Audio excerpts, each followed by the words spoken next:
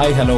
അപ്പോൾ ഇന്ന് ചില ചോദ്യങ്ങൾക്കുള്ള ഉത്തരങ്ങളാണ്. ചോദ്യങ്ങൾ നിങ്ങളവിടെ മുകളിൽ കണ്ടല്ലോ, അതേപോലെ തന്നെ അതിനുള്ള ഉത്തരങ്ങൾ അതിനുള്ളൊരു ശ്രമമാണ്. ഈ റോയൽ എൻഫീൽഡ് ബുള്ളറ്റ് 350യുടെ പുതിയ ജെ സീരീസ് എഞ്ചിനുകളിൽ, പൊതുവെ ഈ വാഹനങ്ങളിലെല്ലാം തന്നെ ജെ സീരീസ് എഞ്ചിനുകളിലെല്ലാം തന്നെ പഴയ മോഡലുകളെ അപേക്ഷിച്ച് ശബ്ദം വളരെ കുറവാണെങ്കിലും ചില പ്രത്യേക സാഹചര്യങ്ങളിൽ ഇപ്പോൾ നമുക്ക് ഒരു ടാപ്പറ്റ് ശബ്ദം പോലെ അനുഭവപ്പെടാറുണ്ട്. ഇതിൻ്റെ കാരണങ്ങളും അതുമായി ബന്ധപ്പെട്ട കാര്യങ്ങളൊക്കെയാണ് നമ്മൾ ഇന്നത്തെ വീഡിയോയിൽ കേട്ടോ. ഈ പഴയ ബുള്ളറ്റുകളിൽ ടാപ്പറ്റ് സെറ്റിങ്സ് കൈകൊണ്ട് അഡ്ജസ്റ്റ് ചെയ്യണമായിരുന്നു. എന്നാൽ പുതിയ ജെ സീരീസ് എഞ്ചിനിൽ ഹൈഡ്രോളിക് വാൾവ് ലാഷ് അഡ്ജസ്റ്റേഴ്സ് എന്ന് പറയുന്ന HVLA എന്നൊരു സാങ്കേതിക വിദ്യയാണ് ഉപയോഗിക്കുന്നത്. എൻജിൻ ഓയിലിൻ്റെ പ്രഷർ ഉപയോഗിച്ചിട്ടാണ് ഈ ഒരു വാൾവ് വർക്ക് ചെയ്യുന്നത്.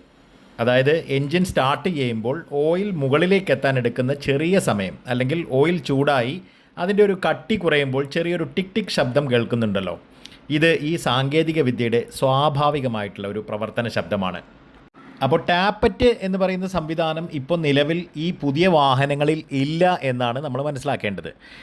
എൻജിൻ നന്നായി ചൂടാകുമ്പോൾ ഓയിലിൻ്റെ കട്ടി കുറയുന്നു. ഈ സമയത്ത് എൻജിനുള്ളിലെ ചലിക്കുന്ന ഭാഗങ്ങൾ തമ്മിലുള്ള ലൂബ്രിക്കേഷൻ ലെയർ നേർത്തതാവുകയും ലോഹഭാഗങ്ങൾ തമ്മിൽ കൂട്ടിമുട്ടുന്ന ചെറിയ ശബ്ദങ്ങൾ പുറത്തേക്ക് കേൾക്കുകയും ചെയ്യും.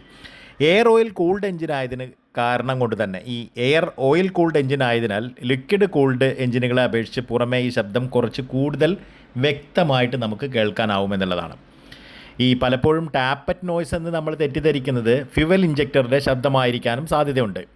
ഇഞ്ചക്ടർ വളരെ വേഗത്തിൽ തുറക്കുകയും അടക്കുകയും ചെയ്യുമ്പോൾ ഉണ്ടാകുന്ന ഒരു ക്ലിപ്പിംഗ് ശബ്ദം ഒരു ചെറിയ ടാപ്പറ്റ് നോയ്സിന് സമാനമായിട്ട് തോന്നുകയും ചെയ്യും. അപ്പോൾ ഇത്തരത്തിൽ കുറേ അധികം സംഗതികൾ നമ്മൾ മനസ്സിലാക്കാനുണ്ട് കേട്ടോ. ഇപ്പോൾ ഇവിടെ എവിടെയെങ്കിലുമൊക്കെ ഞാൻ ആ ശബ്ദം, എൻജിൻ്റെ ശബ്ദം കേൾപ്പിക്കാം, നിങ്ങളത് ശ്രദ്ധിക്കുക. ഇപ്പോൾ പുതുതായി വണ്ടി എടുക്കാൻ വേണ്ടി താല്പര്യപ്പെടുന്നവർക്കാണ് ഇത് അലോസരപ്പെടുത്തുന്നത് എന്നുള്ളത് എനിക്കും തോന്നിയിരുന്നു. കാരണം ഞാൻ നേരത്തെയൊക്കെ വണ്ടി ഉപയോഗിച്ചപ്പോൾ ഈ ജെ സീരീസ് എൻജിൻ വരുന്നത് ഏകദേശം 2021 എൻ്റെ ഒരു ഓർമ്മ. കാരണം അന്നെടുത്ത ആ ഒരു മോഡൽ ക്ലാസിക്കൽ ഇതേപോലെ ആ ഒരു എന്താ പറയുക, എൻജിൻ്റെ ഭാഗത്ത് നിന്ന് കുറച്ച് അലോസരങ്ങൾ ഉണ്ടായിരുന്നു എന്നുള്ളത് സത്യമാണ്. അത് ഇന്നും ഉണ്ട്, മുൻപും ഉണ്ടായിരുന്നു. അപ്പം നമ്മുടെ നാട്ടിലെ കഠിനമായിട്ടുള്ള ചൂടിൽ വണ്ടി ഓടുമ്പോൾ കമ്പനി നിർദ്ദേശിച്ച കൃത്യമായ ഗ്രേഡിലുള്ള ഈ സിന്തറ്റിക് ഓയിൽ അല്ലെങ്കിലും ഇത് കൂടുതലായിട്ട് തോന്നാം. കാരണം പലപ്പോഴും പല ആളുകളും കമ്പനി നിർദ്ദേശിക്കുന്ന ഓയിലിന് പകരം കാസ്ട്രോൾ പോലുള്ള മറ്റ് കമ്പനികളുടെ ഓയിലുകൾ, അതേപോലെ മാർക്കറ്റിൽ ലഭിക്കുന്ന മറ്റ് ഓയിലുകളൊക്കെ ഉപയോഗിക്കുന്നതായിട്ട് കാണാം. അപ്പോൾ പഴയ വണ്ടികളിലാണെങ്കിൽ പോലും ഈ പ്രശ്നങ്ങൾ കൂടുതലായിട്ട് സൗണ്ടൊക്കെ വരാൻ സാധ്യതയുണ്ട്. അപ്പോൾ കമ്പനി നിർദ്ദേശിക്കുന്ന തരത്തിലുള്ള കാര്യങ്ങൾ, ഓയിലടക്കമുള്ള കാര്യങ്ങൾ ശ്രദ്ധിക്കുക എന്നുള്ളതാണ്. ഇപ്പോൾ ഇതിൽ നമ്മൾ മറ്റൊരു കാര്യം ശ്രദ്ധിക്കേണ്ടത്, അമിതമായിട്ട് ശബ്ദം വരുന്നുണ്ടോ എന്നുള്ളത് നോക്കുകയാണ്. വണ്ടി സ്റ്റാർട്ട് ചെയ്ത് ഒരു ഐഡ്ലിങ്ങിൽ ഇങ്ങനെ നിൽക്കുമ്പോൾ കേൾക്കുന്ന ചെറിയ ശബ്ദം സ്വാഭാവികമായിട്ട് നമുക്ക് കണക്കാക്കാം. എന്നാൽ ആക്സിലേറ്റർ ചെയ്യുമ്പോൾ ശബ്ദം അസാധാരണമായിട്ട് കൂടുന്നുണ്ടെങ്കിൽ അത് ചിലപ്പോൾ ടൈമിംഗ് ചെയിന് അയഞ്ഞതോ മറ്റോ ആകാം. അപ്പോൾ അതിൽ വരുന്ന ആ ഒരു അലൈൻമെൻറ്റിൽ വരുന്ന വ്യത്യാസമാകും. അത് കൃത്യമായി ഫിക്സ് ചെയ്യേണ്ടതുണ്ട്. അപ്പം എൻജിൻ ഓയിൽ ലെവൽ കുറവാണെങ്കിലും ഇത്തരം ശബ്ദങ്ങൾ വരാം. വിൻഡോ വഴി ഓയിൽ ലെവൽ കൃത്യമാണെന്ന് നമുക്ക് പുറമേ നിന്ന് തന്നെ ഉറപ്പ് വരുത്താവുന്നതാണല്ലോ. അപ്പോൾ അത് ശ്രദ്ധിക്കുക. പിന്നെ അതേപോലെ പുതിയ എൻജിനുകളിൽ പഴയ തമ്പ് കുറവായതുകൊണ്ട് എൻജിനുള്ളിലെ ചെറിയ മെക്കാനിക്കൽ ശബ്ദങ്ങൾ പോലും നമുക്ക് പെട്ടെന്ന് തിരിച്ചറിയാൻ സാധിക്കും എന്നുള്ളതാണ്.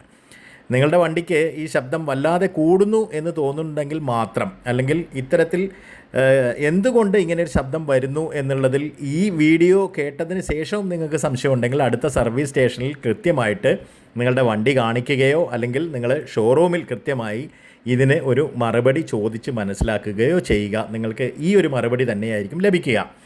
സാധാരണഗതിയിൽ ഈ എൻജിൻ ഇതുപോലുള്ള അലോസരം ഉണ്ടാക്കുന്നുണ്ട്, അത് നോർമലാണ് എന്നാണ് നമ്മൾ ഇവിടെ മനസ്സിലാക്കേണ്ട പോയിന്റ്. റോയൽ എൻഫീൽഡ് വെറും ബൈക്കല്ല ഭായ്, ഇതൊരു വികാരമാണ്, കിടുഫീലാണ്.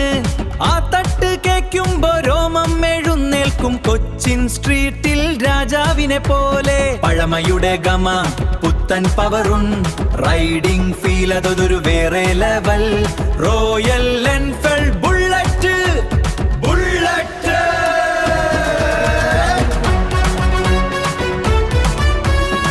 പലപ്പോഴും വണ്ടി ഓടി ചൂടായി നിൽക്കുമ്പോൾ ഈ ശബ്ദങ്ങൾ അല്പം കൂടി വ്യക്തമായിട്ട് നമുക്ക് കേൾക്കാം. ചൂടായി നിൽക്കുക എന്ന് പറയുമ്പോൾ എൻജിൻ പ്രവർത്തിച്ചുകൊണ്ടിരിക്കുമ്പോൾ കേട്ടോ. ഇതിനെക്കുറിച്ച് കൂടുതൽ ആശങ്കപ്പെടേണ്ടതില്ലാത്ത ചില കാര്യങ്ങൾ കൂടി പറയാം. ഈ റേഡിയേറ്ററുള്ള ലിക്വിഡ് കൂൾഡ് എഞ്ചിനുകളെ പോലെ ഈ എഞ്ചിനുകൾക്ക് പുറത്തൊരു വാട്ടർ ജാക്കറ്റ് കവറിങ് ഇല്ല. അതുകൊണ്ട് തന്നെ എഞ്ചിനുള്ളിലെ ലോഹഭാഗങ്ങൾ നമ്മൾ നേരത്തെ പറഞ്ഞ പോലെ ചലിക്കുമ്പോഴുണ്ടാകുന്ന ആ സ്വാഭാവികമായ ശബ്ദങ്ങൾ പുറത്തേക്ക് വരുന്നത് അതുകൊണ്ട് തന്നെ തടയാനും കഴിയില്ല. അത് നമുക്ക് കൃത്യമായി കേൾക്കാനാവും. പ്രത്യേകിച്ച് നമ്മൾ ഫ്രണ്ട് സീറ്റിലിരുന്ന് വണ്ടി റൈഡ് ചെയ്യുമ്പോൾ കൃത്യമായിട്ട് നമുക്കത് മനസ്സിലാവും. ഇപ്പോൾ എൻജിൻ്റെ തമ്പ് അല്പം കുറവാണെന്ന് നമുക്ക് തോന്നുമെങ്കിലും നിങ്ങൾ പിറകിലിരുന്നൊന്ന് യാത്ര ചെയ്ത് നോക്കൂ. എൻജിൻ തമ്പ്, ആ സൈലൻസറിൽ നിന്ന് വരുന്നുള്ള തമ്പ് ശബ്ദം സാധാരണഗതിയിലുള്ളത് പോലെയും നമുക്ക് ഫീൽ ചെയ്യുമെന്നുള്ളതാണ്. എന്നാൽ യഥാർത്ഥത്തിൽ അല്പം ആ ഒരു തമ്പ് ശബ്ദം കുറഞ്ഞിട്ടുണ്ട് എന്നുള്ളതാണ് യാഥാർത്ഥ്യം. ഈ എൻജിൻ ചൂടാകുമ്പോൾ അതിനുള്ളിലെ ലോഹഭാഗങ്ങൾ നേരിയ തോതിൽ വികസിക്കുന്ന ഒരു പ്രശ്നവും വരുന്നുണ്ട്. ഇതൊക്കെ സാങ്കേതികമായുള്ള തെർമൽ എക്സ്പാൻഷൻ എന്നൊക്കെ പറയുന്ന സ്ഥിതിവിശേഷമാണ്. അപ്പോൾ ഈ മാറ്റത്തിനനുസരിച്ച് ഭാഗങ്ങൾ പ്രവർത്തിക്കുമ്പോൾ ഉണ്ടാകുന്ന ചെറിയ ഒരു ടിക് ടിക് ശബ്ദം അത് സ്വാഭാവികമാണെന്നാണ് നമ്മൾ മനസ്സിലാക്കേണ്ടത്. എന്തായാലും പഴയ തലമുറയിലെ എഞ്ചിനുകളെ അപേക്ഷിച്ച് പുതിയ എഞ്ചിനുകൾ വളരെ സ്മൂത്താണ്. പഴയ എഞ്ചിനിലെ വലിയ കുലുക്കവും ശബ്ദവും ഒന്നും ഇല്ലാത്തത് കൊണ്ട് തന്നെ എഞ്ചിനുള്ളിലെ വളരെ ചെറിയ മെക്കാനിക്കൽ ശബ്ദങ്ങൾ പോലും നമ്മുടെ ശ്രദ്ധയിൽപ്പെടുന്നു എന്നതാണ് വാസ്തവം.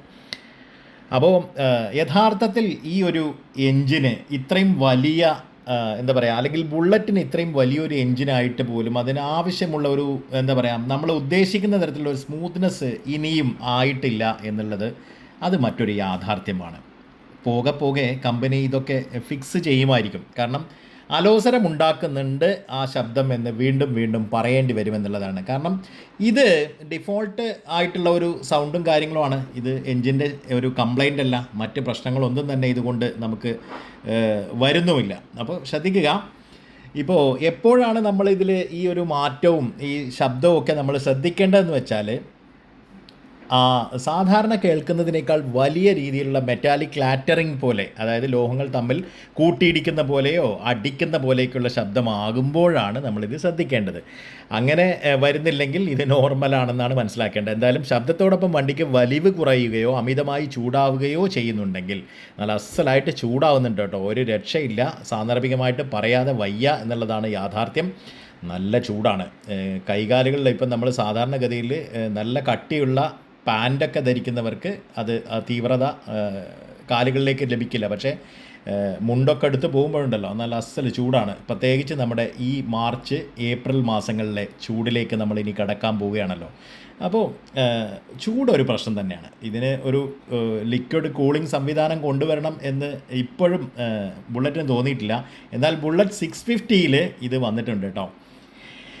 എന്തായാലും ഈ വണ്ടി സ്പീഡ് കൂടുമ്പോൾ ശബ്ദത്തിൻ്റെ തീവ്രത വല്ലാതെ വർദ്ധിക്കുക, വണ്ടി ഓടിക്കുമ്പോൾ മറ്റ് പ്രകടമായ ബുദ്ധിമുട്ടുകൾ ഇനിയിപ്പോൾ ഒന്നും ഇല്ലെങ്കിൽ ഈ ചെറിയ ടാപ്പറ്റ് പോലുള്ള ശബ്ദം എഞ്ചിൻ്റെ സ്വാഭാവികമായ പ്രവർത്തന ശൈലി മാത്രമാണെന്ന് മനസ്സിലാക്കാം.